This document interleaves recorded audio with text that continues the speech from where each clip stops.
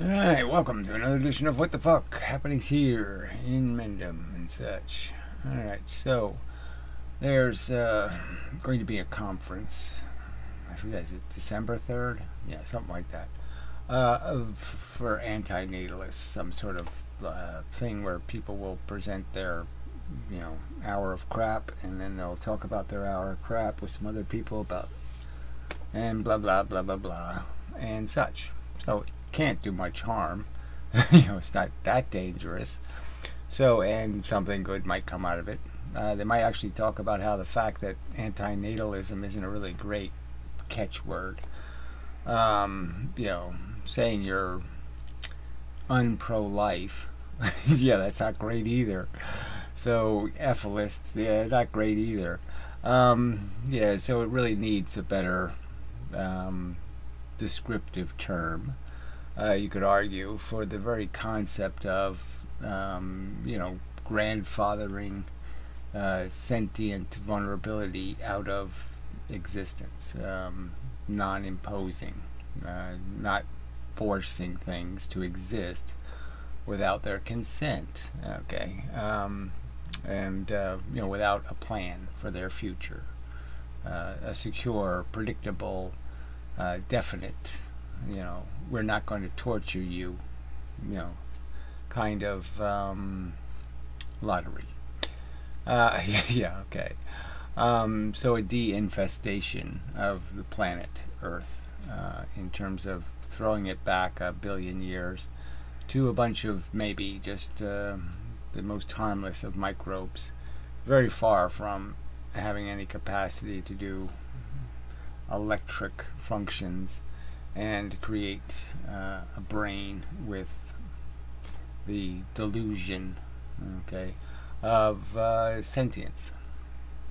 Illusions, safer word, I suppose. I mean, it's obviously not a delusion. It's not a false image. It's just not a real image. It's just a mechanical system that has the symptom of creating what seems like feelings. They happen, so I mean, there's no denying them. It's not even, it seems like they definitely are something, and you could call them some kind of word, the manifestation of our sentience. It's a real thing. It's a real event happening in the real universe, and it's caused by a real configuration of a real structure of neurons, and just a fact that it ends up producing a feeling, and some of those feelings suck. So all week I've had trouble with my back, and so I've had a lot of sucky feelings, and it gets tougher and tougher. The older you get, the less you're interested in paying a price for this shit. Anyway. So enough of that, and we'll just play some of this shit. So I'm just not in much of a mood, and I don't have much patience for all this philosophical talk about something that I think should be kind of understanding. That's the kind of the, you could even make it like an atheist argument. Like there's people call themselves agnostic, and you're basically saying that yes, at minimum, that's easy to say. I don't personally have any reason to believe. I don't feel any compulsion. There's nothing in my brain that says I should believe this thing exists because there's no evidence it exists. And likewise, you can be disinterested in pro-lifing, in the sense that you don't see any reason to make any, but you're not going to stop other people from making them, because you just don't see the problem. You don't see it as a solution, but you don't see it as a problem. And then there's people who know it's not a solution to anything, and it's also a problem. So you have to be anti it. You can't just be agnostic. You have to go the step further and say, no, I'm directly opposed to it because it is directly opposite of what should be done. It doesn't minimize risk and loss. It doesn't minimize unfairness and imposition. It creates those things. Those things wouldn't exist without it. Cancer won't exist without some asshole saying I'm pro-life. So without the pro-lifers, there's no cancer. So they're pro-cancer. It's that simple. So you can be anti-cancer and be anti-natalist, because anti-cancer, anti-natalist, and anti, wasted suffering while dying. So you can be pro the right to die, and you're basically saying the same thing. It's another form of being just anti-waste. It's suffering, and the waste is intrinsic and fundamental to the existence. Can't really separate the two. So anyway, that kind of thing. I mean, it's not that much to argue about, in the sense that they're having a conference to decide what an anti-natalist is, and first they ought to come up with a better word for what being against the continuation of the imposition. There should be a way to say that, okay, in a word. Nobody spent enough time to figure it out, though. I mean, I concede I didn't sit for a long time and say, gee, what am I going to call myself? Oh yeah, I'm anti-life, so anti-life sounds stupid, so I'll say, just spell life backwards. Okay, that makes it simple. Still think that's simple enough, but I mean, it's obviously not, doesn't it's not poetic. It's not rich in emotional stuff. Drunk driving did something. They took. All right, so I was talking about this whole advocacy thing is great. Yeah, you did. There's things you have to organize to get something done. So a simple thing to organize would be, I'm sure there's literally hundreds of millions of Americans who would recognize that people ought to have a license to breed, you could argue, or that we need some kind of system to discourage people from having kids recklessly. So there's lots of things you could understand that there'd be a ton of people for it, and it's what you should sort of fight for, is that fairness. You could argue that there's a certain fairness or intrinsic fairness in recognizing that people who choose not to have children shouldn't have to pay for other people's kids. So because somebody chooses to have kids, it should be a pretty easy political argument to make that fairness basically says I shouldn't have to pay because somebody else wants to have kids. It's really not my job to fulfill their ambition, their desire. I shouldn't have to subsidize it.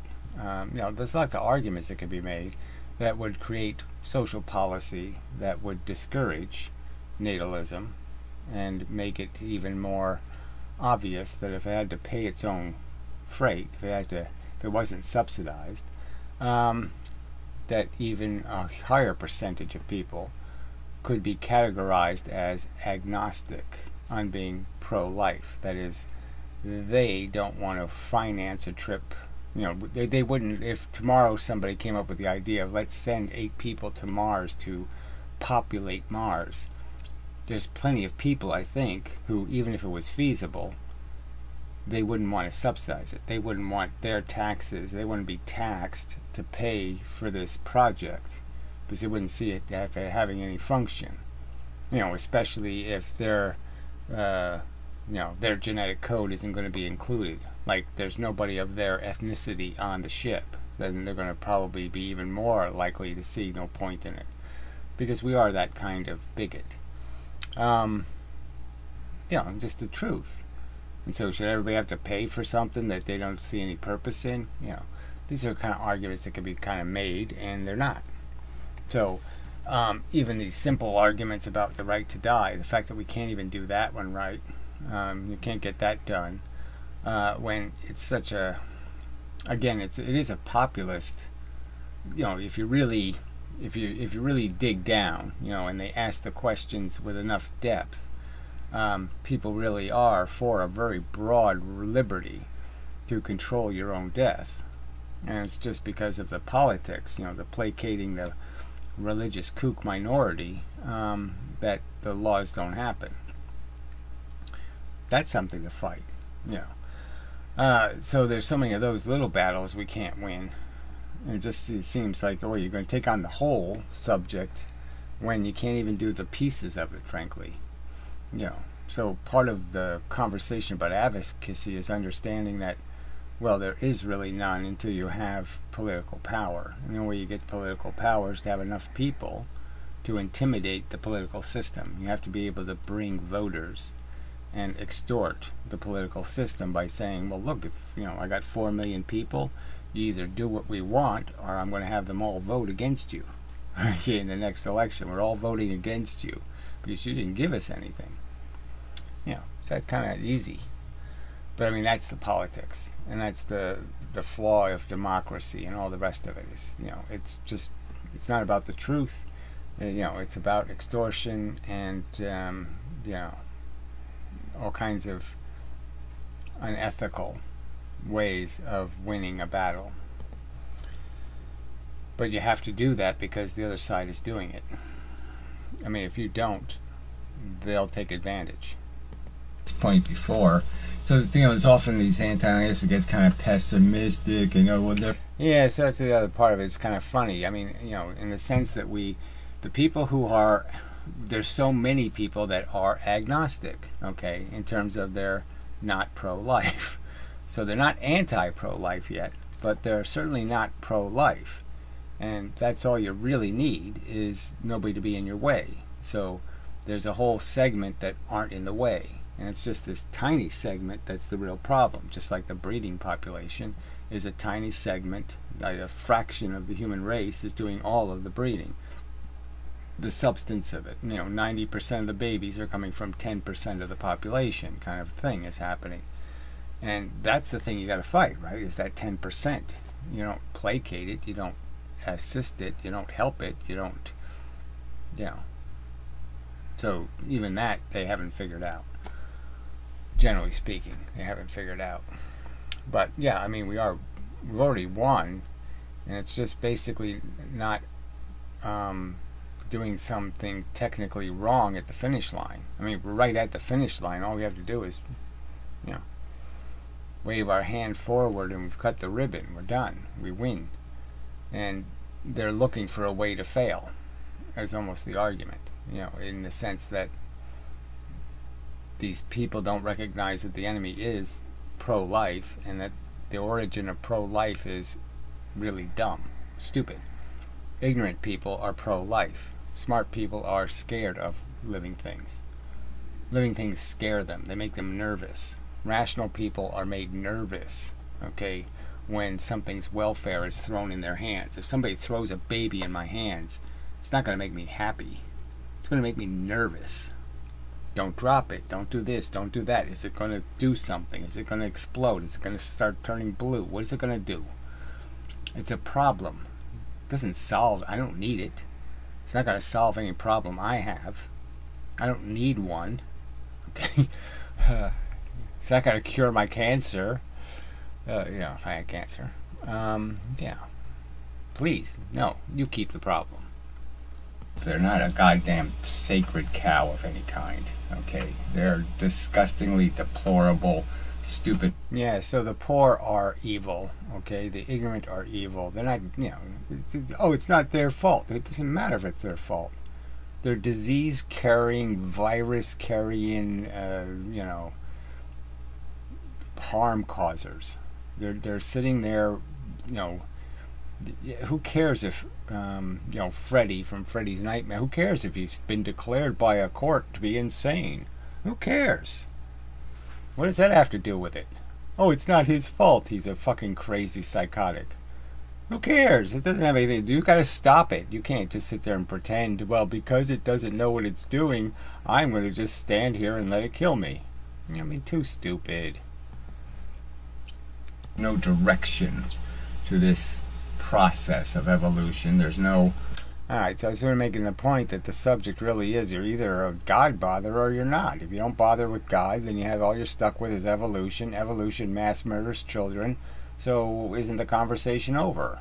There's absolutely nothing to save or salvage. It's a disgusting process of organisms eating each other. It's right there in your face. It's so overtly disgusting and grotesque. What the fuck are you doing? What are you defending? There's nothing to defend here. Hundreds of dead children for one, 18th birthday. It's crazy. And again, for some species, it's thousands or tens of thousands of, again, tens of thousands of dead baby turtles. You know, for every sea turtle swimming in the ocean, it's trailing behind it 10 little carcasses. I mean, 10,000 little carcasses. You know, 10,000 victims that had to be horribly killed so we can eat a jellyfish and go yum yum. I mean, too ridiculous a thing to be defending. Really the same thing, right? But I mean, I'm just saying, that is the direct enemy. There's no other enemy. Yeah, poor stupid people. There you go. That's what I do say over and over again. Yeah. Foreigners, frankly. I mean, domestically, we require children to be educated. You know, we don't let people. We do let them homeschool now. You know, which doesn't mean much. But we have some sort of standards that people have to be educated. Well, these other countries, there is no standard. There's no obligation. And whatever education they get, it's, you know, who knows what the fuck that even is. I mean, just, you know, how to stack bigger speakers on top of your car. So no point in showing up here just to figure out, oh yeah, this sucks, and then die. I mean that's what an intelligence is going to do. And so look, yeah, anything intelligence can figure out. Again, you throw the baby in their arm, they're going to intelligently know that there's nothing but negatives that can happen. This thing isn't going to do anything positive for me. You know, it's just not. It's not in the cards. It's not a possibility. So I'm just saying, with intelligence, there's going to be apprehension and concern because they can tell what the fuck they're holding. They can see that it's a bomb. You know, they can't. It's not going to do anything good. It's going to blow your face off. That's all. It's just liability. There is no fucking potential for any profit. There's just how much can I lose by walking around with this in my hand. Bunch of reckless teenagers. Right, so then I get into the point that, you know, this again is this tiny population creating all the kids, and frankly, they're kids doing it. Why the fuck are we letting kids decide the destiny of life on Earth? I mean, their judgment, you know, their very poor judgment. That shouldn't be making any decisions.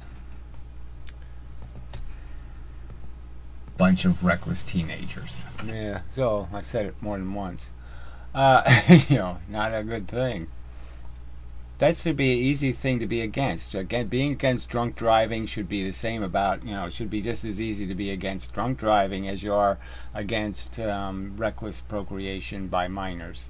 And there should be real penalties. There should be real laws, real incentives. Now, I'd say you can use a positive incentive, so you don't have to be draconianly nasty. You can just set up a fund where you basically say, look, if a kid gets to 18 years old and he doesn't have a baby, he or she, they get $5,000, and we'll save a fortune. I mean, the amount of welfare money you will save is going to be gigantic for the little tiny bit you're going to spend, because one welfare baby is going to cost you maybe $40, $50, $60, maybe $100,000 a year, maybe $500,000 a year, because it'll be some sort of moron who needs a special ed bus and needs special people to, you know, make its arms go up and down all day and do, you know, we'll have to hire 17 people to get this one little thing, you know, to be able to, you know, point its penis into the toilet and get the, you know, do the simplest things, you know. We'll have to spend a fortune just so it can successfully, you know, unzip its pants. You know, it's just silly. Fucking idiotic. When you could have gotten yourself out so much cheaper, you know, by just not subsidizing the retarded behavior, not defending it, not supporting it. And instead, support the people who did the right thing, you know, and didn't fuck up.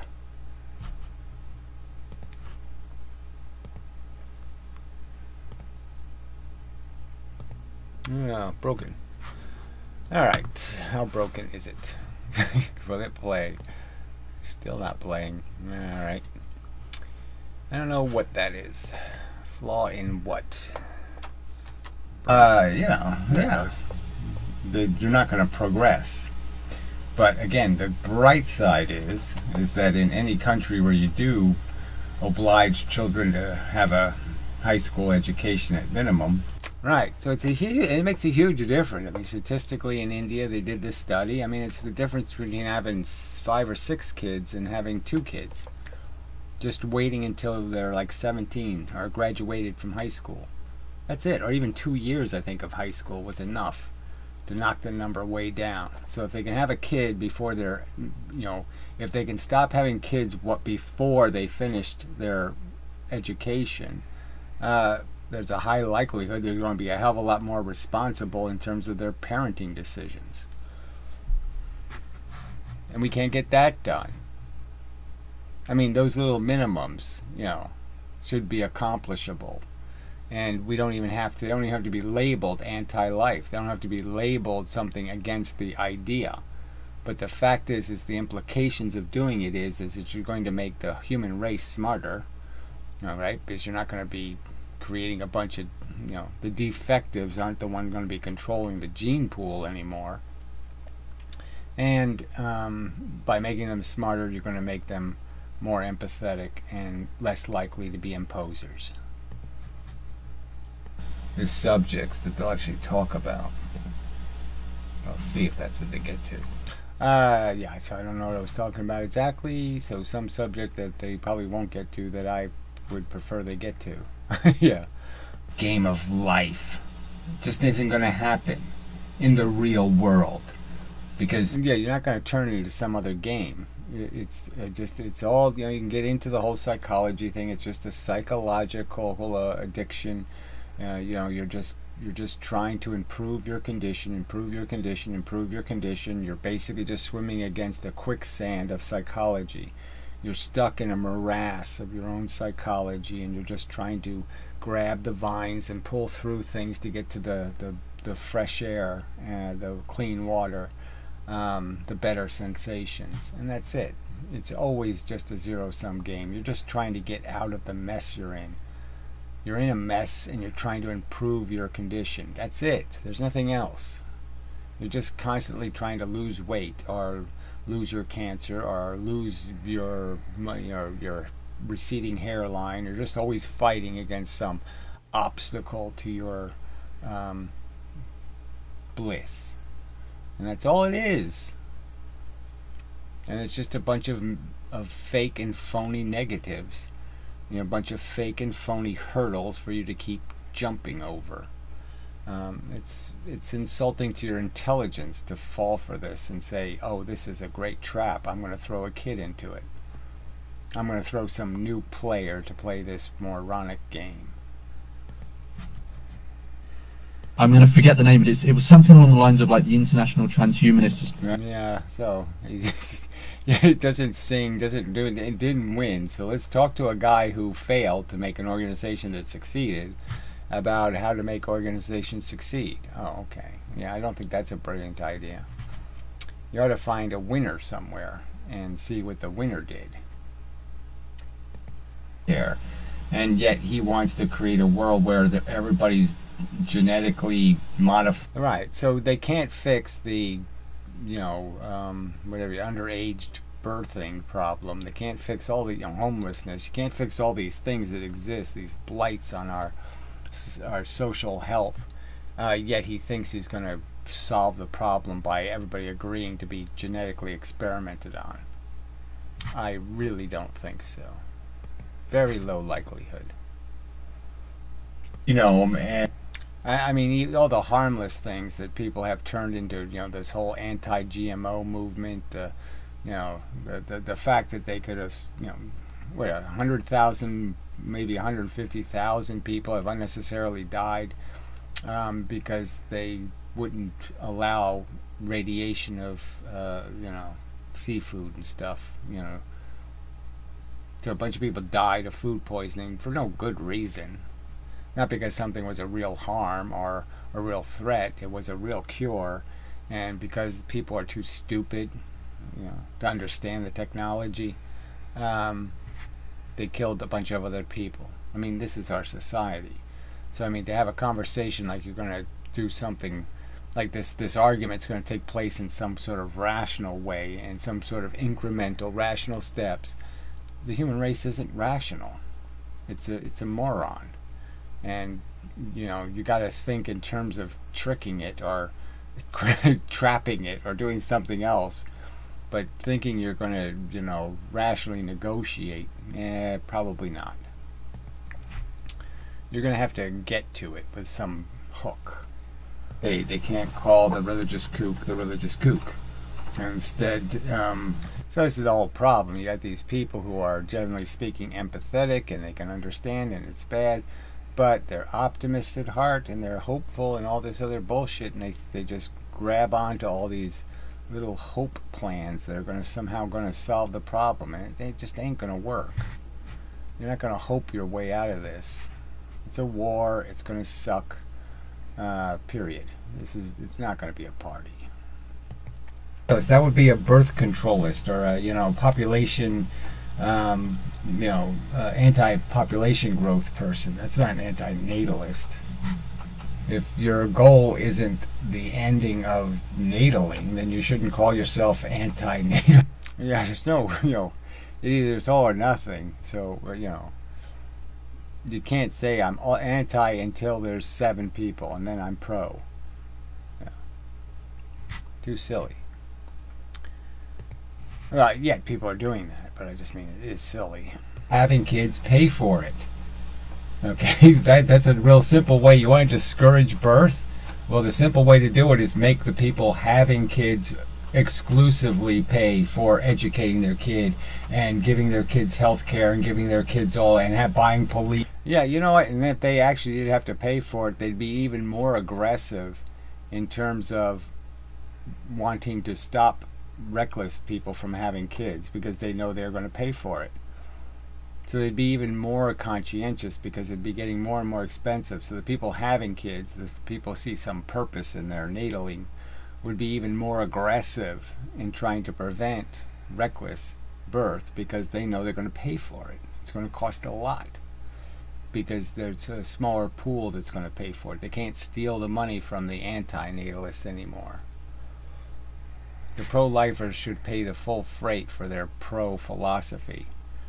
They shouldn't be allowed to steal from the people who oppose what they're doing. That's just not fair.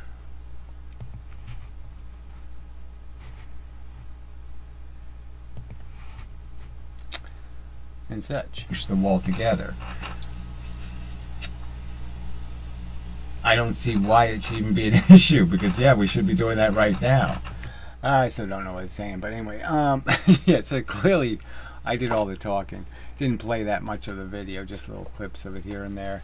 So it seems like it was almost unanimously all me, but whatever. The video does have clips of them talking. But I wasn't that interested, frankly, because it's, it all seems contrived and, it seems like some sort of,